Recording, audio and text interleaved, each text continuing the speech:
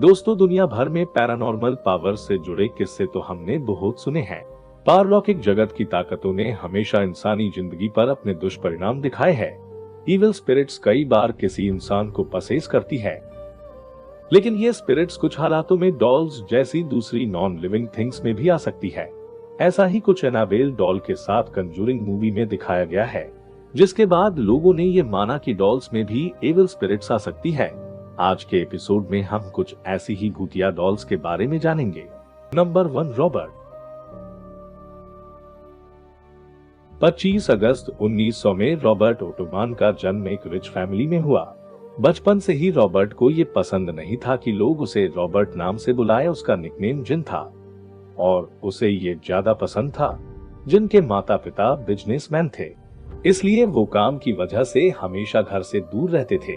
उन्होंने जिन का ख्याल रखने और घर के स्टाफ को कमांड करने के लिए उन्होंने एक बहामियन लेडी को काम पर रखा। लेडी ने कुछ वक्त का घर में काम किया और जाते जाते उसने जिन को एक डॉल गिफ्ट की। कहा जाता है कि लेडी ने डॉल को जिन को देने से पहले उस पर काला जादू किया था।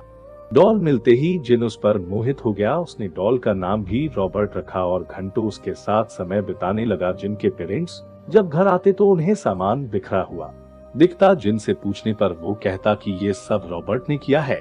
पेरेंट्स को लगा कि ये सिर्फ जिन की इमेजिनेशन है, लेकिन धीरे धीरे घर में हालात बिगड़ते चले गए। जिन के कमरे से सर्वेंट्स को अजीब अजीब आवाजें आती थी।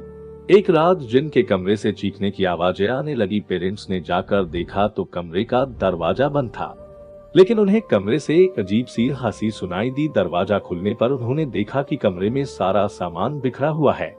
जिन ने कहा कि ये सब रॉबर्ट ने किया है।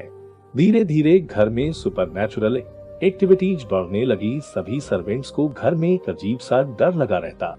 कुछ समय बाद जिन के पेरेंट्स की मौत हो गई और सारी प्रॉपर्टी का मालिक जिन बन गया। जिन ने अपना पूरा कमरा रॉबर्ट को दे दिया और वो वहां अकेले रहने लगा। कुछ समय बाद जिन को एना नाम की एक लड़की से प्यार हो गया, लेकिन एना को जिन की डॉल बिल्कुल पसंद नहीं थी, इसलिए जिन ने उसे ऊपर वाले कमरे में बंद कर दिया। एना को कई बार ऊपर वाले कमरे से फुटस्टेप्स की आवाज आती थी। कुछ ही समय बाद एना का मेंटल ब्रेकडाउन हो गया और 1974 में जिन की भी मौत हो गई, जिसके बाद घर में नई फैमिली रहने आ गई।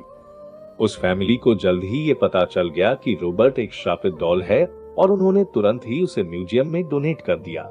Number 2, Lily. दोस्तों, ये haunted doll Zak Bagans of ghost adventure haunted movie में मौजूद है। इस डॉल को 1600s में जर्मनी में बनाया गया था।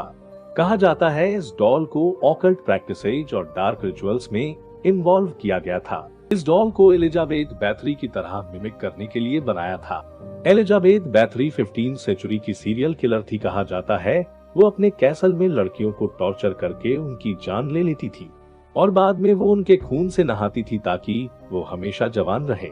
ये डॉल एक पैरानॉर्मल रिसर्च ग्रुप को मिली, जिन्होंने इसे आदमी के डोर पर छोड़ दिया।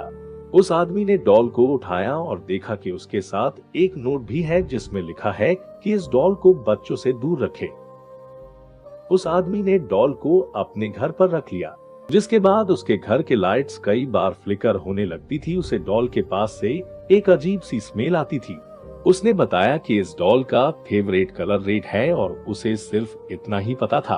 बाद में ये डॉल एक एंटीक डीलर के पास पहुंची, जो उसे अपने घर ले गया, लेकिन इसके बाद उसे रोज रात को नाइटमेयर्स आते थे। उसे सपने में एक ऐसी लड़की दिखती थी जिसका एक्सीडेंट हुआ है।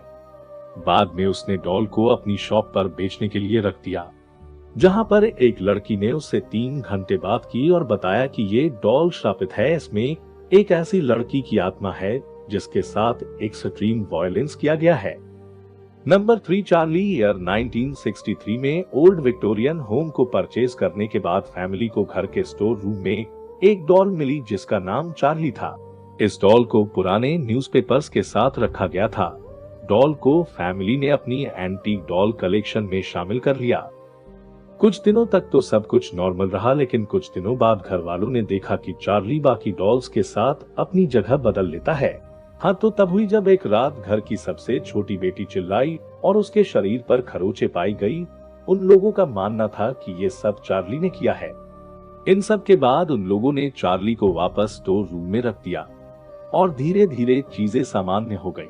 जब वो लड़कियां बड़ी हो गई तो उन्होंने अपना घर चार्ली के साथ ही बेच दिया। नई ओनर को चार्ली के बारे में पता चला तो उसने भी जिज्ञासा से उस पर नजर रखी, लेकिन इस बार चार्ली ने कुछ मूवमेंट्स के अलावा कुछ नहीं किया।